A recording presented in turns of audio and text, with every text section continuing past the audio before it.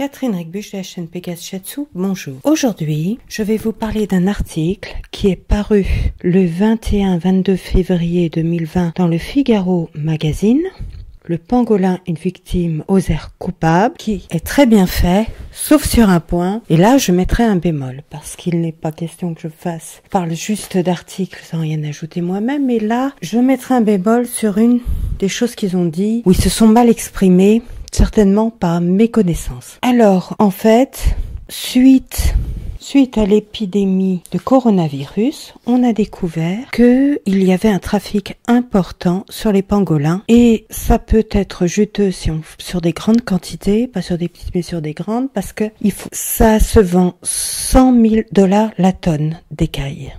Plus d'1 million de pangolins ont été victimes de braconnage lors des 10 dernières années, donc ce n'est pas anodin. Et nous allons voir pourquoi ça s'est passé comme ça. C'est un animal discret et affectueux qui est parfaitement domesticable, mais il est interdit de les domestiquer puisque c'est une espèce protégée depuis 2016, appendice 1 de la Convention sur le commerce international des espèces de faune et de flore sauvages menacées d'extinction. Donc normalement, vous ne pouvez pas domestiquer cette espèce et la retenir chez vous comme un chien ou un chat vous appartenant. Il doit pouvoir aller et venir librement de chez vous. Il y a eu un livre qui s'appelait Spillover, infection animale, prochaine pandémie humaine, qui est paru en 2012, qui prévoyait déjà une épidémie équivalente à celle que l'on vit actuellement au coronavirus. Et là, on voit que c'est grave, puisqu'une bonne partie de l'Europe est actuellement cantonnée à limiter les déplacements au minimum. L'auteur s'appelle Quanam. Dès 2003, il s'intéressait au coronavirus. Les zoonoses, qui incluent le VIH, l'Ebola, la maladie de Lyme et bien d'autres maladies tristement célèbres, sont par définition des maladies qui atteignent les animaux. Et il y en a de plus en plus qui sont transmissibles à l'homme. Mais c'est la conséquence de l'action humaine, nous dit le Figaro, et je suis tout à fait d'accord avec vous. Je vous dirai pourquoi, comment on peut interpréter ça en population de l'écologie. Ils disent qu'une surconsommation de protéines et d'espèces sauvages a eu lieu, c'est-à-dire qu'il y a en Occident une surconsommation de protéines, que du coup on ne peut pas venir avec les surplus de protéines aider les populations des pays pauvres, puisque on en consomme trop pour nous-mêmes, alors que ça serait mieux pour des gens qui sont affamés, et du coup comme ils sont affamés, eh bien ils pratiquent le braconnage pour se nourrir, mais pas seulement pour se nourrir. Par contre, là où j'en vais au Figaro, c'est qu'il est injuste de dénoncer la médecine traditionnelle chinoise, ou MTC, comme c'est fait dans l'article. La MTC, ou médecine traditionnelle chinoise, cela demande 3 à 5 ans d'études à temps partiel en Occident et 5 ans à temps complet en Chine. Donc, vous voyez, c'est assez conséquent, 5 ans à temps complet en Chine. Et on essaye d'avoir un niveau en faisant 3 à 5 ans à temps partiel à cause du coût, parce que c'est pas financé par l'État, l'Occident. Donc, vous voyez, c'est des formations assez denses, surtout que oui. Et en Chine, c'est à temps complet parce que c'est l'idéal. Et on est obligé de faire des concessions à temps partiel, 3 à 5 ans, en Occident, parce que les gens doivent travailler pour financer leurs études qui sont réellement payantes. C'est-à-dire, contrairement à des études non diplômes d'État habituelles, en partie financées par l'État, comme des études d'infirmière, vous payez vous-même totalement le professeur, sauf financement de formation. Donc, ça coûte très cher, donc vous devez travailler à côté, donc ça ne peut être qu'à temps partiel. Et là, on y perd, mais vous voyez que c'est assez complet. Et ça n'a strictement rien à voir avec ce que le Figaro appelle médecine chinoise, qui est un vendeur local, vantant les mérites des écailles de pangolin comme aphrodisiaque, de certaines substances animales. Ils vendent aussi pour l'immunité. Et en fait, c'est une croyance du peuple, comme l'histoire du ginseng qui augmenterait la libido. Mais c'est faux, ce n'est pas tout à fait ça. En fait, le ginseng augmente l'énergie du rein, qui est plus ou moins reliée aux organes sexuels, ce qui n'est pas tout à fait la même chose que d'augmenter la libido. En fait, vous augmentez l'énergie dans ces organes et vous augmentez l'énergie vitale globale, ce qu'on appelle en médecine chinoise la médecine vitale.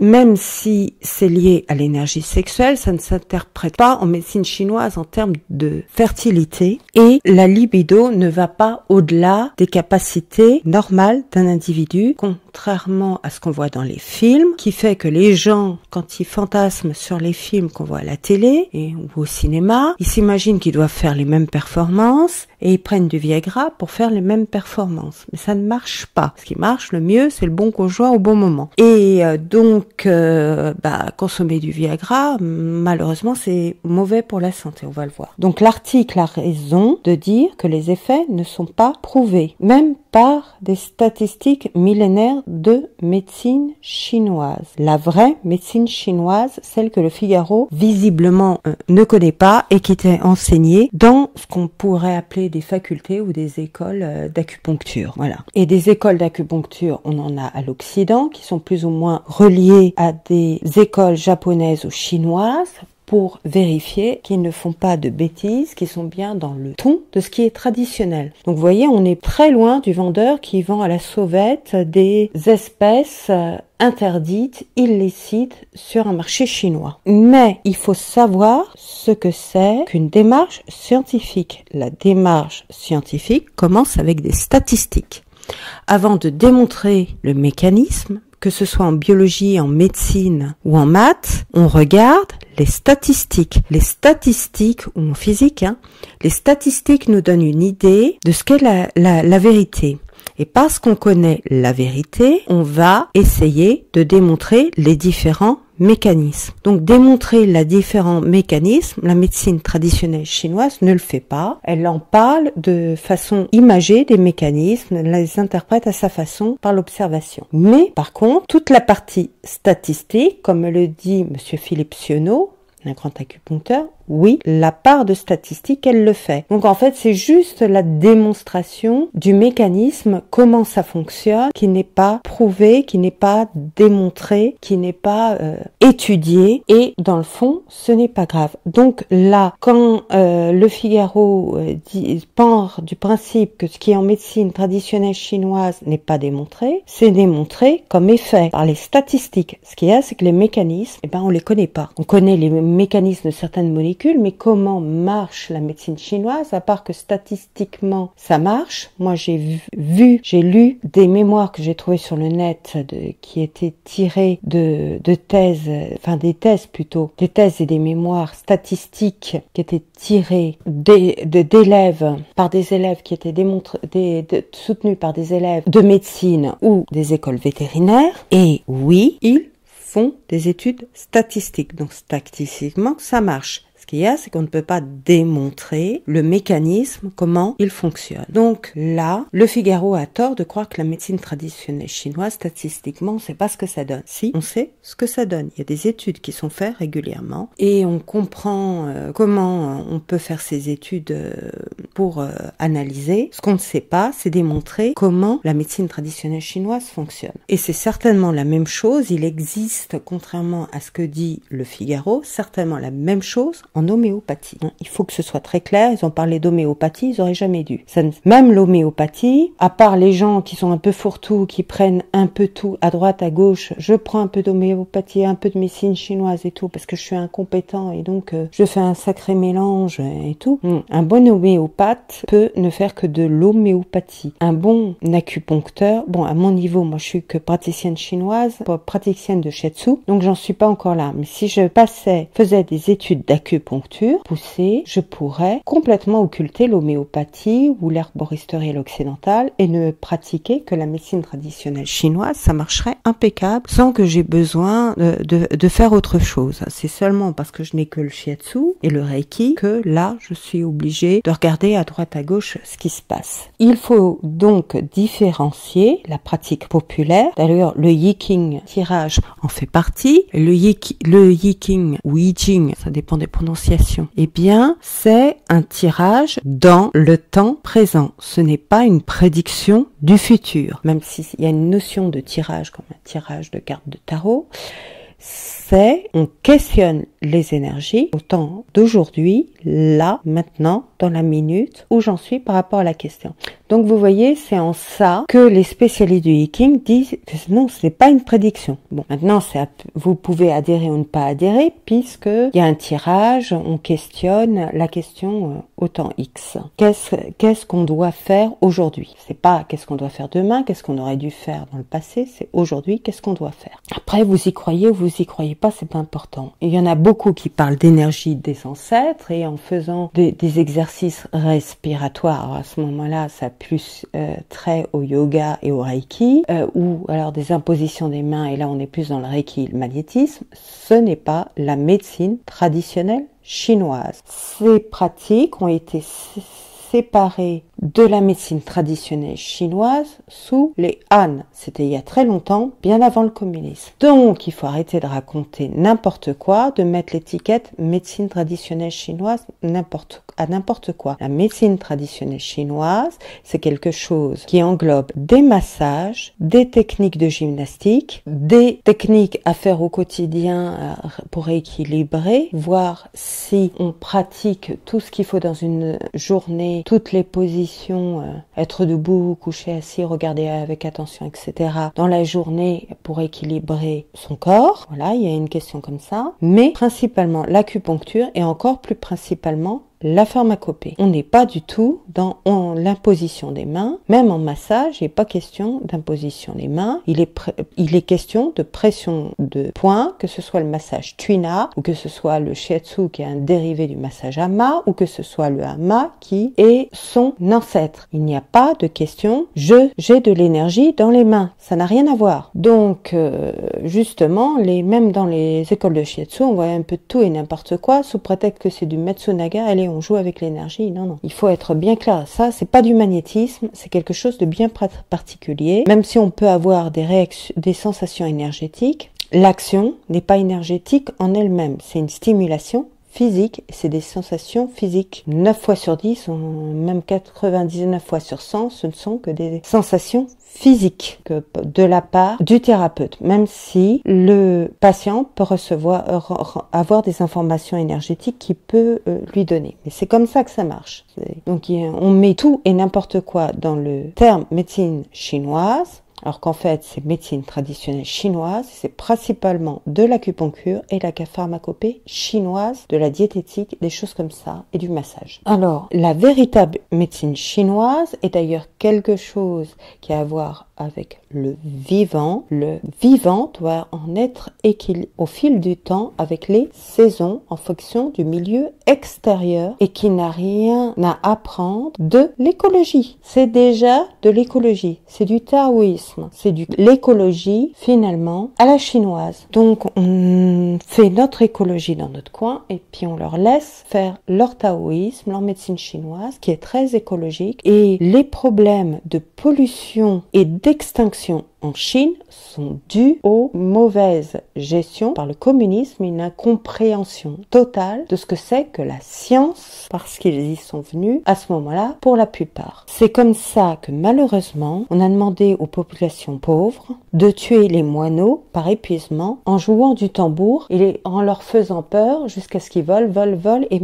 tombent d'épuisement. Il y a eu aussi des excès d'engrais, d'utilisation d'engrais qui ont parfois lessivé les sols. Et donc, ce qui s'est passé, c'est qu'on disait les moineaux vont manger les graines, donc on les tue et on aura davantage de rendement dans les cultures. Sauf que les moineaux, ça mange aussi des insectes. Et les insectes ont ravagé les cultures, famine. Ah oui. Et ce qui fait dire que on ferait mieux de se regarder le nombril avant de critiquer ces gens-là, parce que aux États-Unis, il y a plusieurs reportages qui parlent de lessivage des sols par une mauvaise utilisation de la terre, parce que des gens se mettaient agriculteurs alors qu'ils n'y connaissaient finalement pas grand-chose. C'était pas, quand ils venaient d'Europe, c'était pas des agriculteurs. Donc il y a eu des erreurs aux États-Unis faites sur le point agricole. Alors de quel droit on exige qu'ils fassent tout bien du premier coup, et alors qu'ils avaient des croyances ancestrales qu'on est venu bousculer avec notre petit ego et occidental, et qu'avec le taoïsme et la médecine traditionnelle chinoise, ils se débrouillaient très bien. L'étude de propagation du Covid 2019,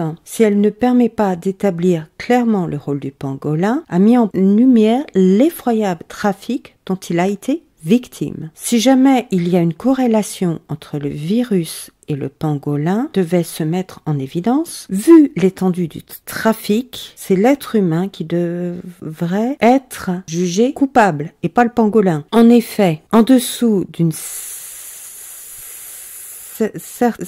certaines quantités d'individus, population minimale. Je vous invite à voir mes conférences sur les populations animales. J'ai fait une conférence sur les populations animales et j'ai mis en vidéo en 2 parties. Donc, si vous voulez voir plus loin, je vous invite à les regarder. L'espèce est dans l'incapacité, faute de diversité génétique suffisante, de lutter contre des changements extérieurs, comme l'apparition d'une maladie nouvelle. Même si je suis, contrairement au Figaro, très en faveur de la médecine traditionnelle chinoise, je m'associe à lui pour demander de faire passer le message qu'il faut faire baisser la demande en faisant prendre conscience que les écailles de pangolin ne sauraient être efficaces pour augmenter la libido et l'immunité. Qu'à la limite, on peut prendre du ginseng, ça devrait être tout aussi efficace, mais c'est pas tout à fait comme ça que ça marche de toute façon. Il y a une incompréhension de l'utilisation qui est faite même du ginseng en médecine traditionnelle chinoise. En médecine traditionnelle chinoise, pour les écailles de pangolin, je ne sais pas, parce que contrairement à ce qui est dit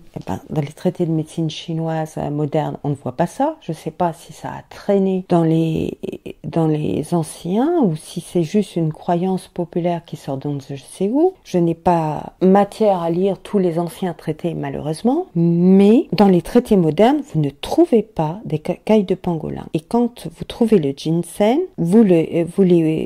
ou quand vous voyez des soins qui ont à voir avec les organes sexuels, l'énergie du rein, eh bien, il faut le dire qu'on ne parle pas d'envie sexuelle ni de fertilité. Ça, éventuellement, il y aura un effet qui se créera, mais qu'on ne peut pas prévoir. C'est dépend de l'individu. Et il n'est pas question de faire des super performances sexuelles comme on a appris à le faire à l'Occident et que c'est renforcé par les films. L'amour entre un homme et une femme, ou entre 2 personnes du même sexe, parce que maintenant ça a toujours existé, mais maintenant c'est de plus en plus affiché, ne passe pas par des performances sexuelles. C'est bien plus compliqué que ça. Et ce qui se passe au lit a énormément à voir avec le psychisme. Donc peut-être qu'en déclenchant le psychisme, ça se réglera mieux, mais ce n'est pas « Ah oui, je mange des huîtres, je mange du ginseng et puis d'un seul coup, je vais avoir très envie. » Non, ça ne marche pas du tout comme ça. La fertilité et la libido ne sont gérables qu'en médecine occidentale moderne. Et même là, il est bon de ne pas en abuser. Les Viagra sans ordonnance que certains trouvent sur le net, moi ça m'a scandalisé quand j'ai appris que des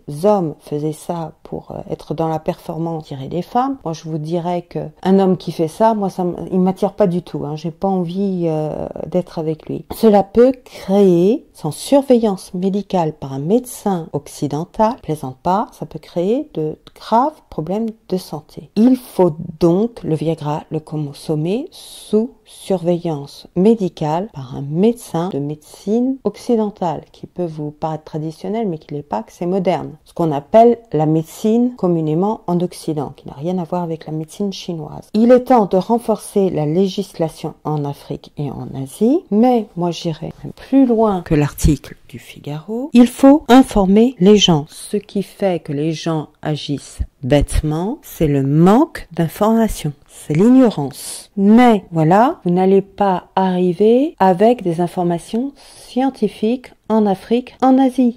Ça ne passe qu'auprès d'une très petite quantité de personnes. Moi, mon père a été à Madagascar, il a vu des informations qui ne passaient pas à Madagascar, notamment l'utilisation des plantes de chat. C'est bien dommage. Il faut leur montrer qu'on le fait, nous, régulièrement, et il faut inventer des légendes qui correspondent à la philosophie locale et aux légendes locales. Et en Chine, il y a quelque chose de tout trouvé, c'est le taoïsme qui dit d'utiliser en juste quantité, ni trop ni trop peu, ce dont qu'on peut récolter et en juste quantité selon les besoins pathophysiologique précis du moment et se rappeler qu'un marchand sur un marché n'est pas un thérapeute en médecine traditionnelle chinoise qui demande une formation pointue, 5 ans à plein temps en médecine traditionnelle chinoise et encore moins docteur en médecine traditionnelle chinoise puisque cela, ça demande 20 ans d'expérience. Ils attendent que les gens aient 20 ans d'expérience avant le titre de docteur. Donc le titre docteur de médecine traditionnelle chinoise, c'est quelqu'un qui a énormément d'expérience. Bien peu d'acupuncteurs arrivent là et ce sont des gens dont on estime en Chine qui peuvent enseigner aux autres. Donc, vous voyez, c'est beaucoup plus dur qu'en Occident. C'est beaucoup plus sélectif. La diminution de notre consommation de viande est importante à 120 grammes par jour. C'est important. Je ne parle pas des militaires. Les militaires font énormément d'efforts physiques. Il doit y avoir aussi d'autres professions comme ça. Donc là, je ne sais pas quels sont les besoins. Surtout que ça varie un peu avec les individus. Mais si vous voulez, végétarien ou 120 grammes, ça va dépendre de l'individu. Mais normalement, un individu normal ne devrait pas dépasser les 120 grammes par jour. Et on est combien à dépenser 200, 300, 500 grammes? Parce qu'on prend un steak le midi de 200 grammes et en plus, on prend des charcuteries en entrée. Donc là, ça va pas. Et quand vous refaites le bilan en termes de vie, un poulet de 1 kg donne 800 grammes de viande consommable. Peau comprise. Si vous dépensez 120 grammes par jour, le poulet vous dure quasiment la semaine. Si vous dépensez 200 à 300 grammes, on arrive à 100, 150 poulets par an, au lieu d'une cinquantaine par an pour 120 grammes. Vous voyez, le chiffre monte en nombre d'individus tués de façon exponentielle. Et du coup, s'il n'y a pas assez de viande pour les pays pauvres, vous voyez que ça pose problème. Alors il faut, nous restreindre. Arrêter de se cacher derrière des prétextes, c'est bon, c'est ceci, c'est cela, c'est mauvais pour la santé. Et en plus, au niveau écologique, c'est effrayant parce qu'il y a trop d'espèces sauvages tuées par les populations locales dans les pays pauvres parce qu'ils n'ont pas accès à la viande qui est fournie à but alimentaire. Quand on voit que le dégriffage des chats au Canada est toujours légal, que des Occidentaux attrapent et dressent des espèces sauvages en toute illégalité, notamment le sanglier de la ferme. On se dit, on trouve un petit sanglier en livrée, allez, hop, on l'élève, on lui vient. Mais non, il faut appeler un centre de sauvegarde. Pareil pour les rapaces. On n'a pas, en toute illégalité, à prendre un rapace chez soi, même s'il est en difficulté. Non. Les espèces sauvages qui sont en difficulté doivent être confiées à des centres de sauvegarde. Et si vous ne savez pas comment les joindre, téléphonez aux mairies. Les mairies feront le nécessaire pour les prévenir. Nous ferions bien d'expliquer en s'adaptant aux philosophies et aux légendes locales, en se gardant bien de se croire supérieur, même au niveau intellectuel, auprès de populations asiatiques et africaines. Leur savoir authentique, souvent oublié même par les populations qui ont créé ce savoir, quoi qu'en disent certains, a de quoi nous surprendre et nous remettre en question. Donc il faut qu'on fasse taire notre ego vis-à-vis des Amérindiens, vis-à-vis des Africains, vis-à-vis des aborigènes, vis-à-vis des Chinois, vis-à-vis de tout ce qui est asiatique. Ils ont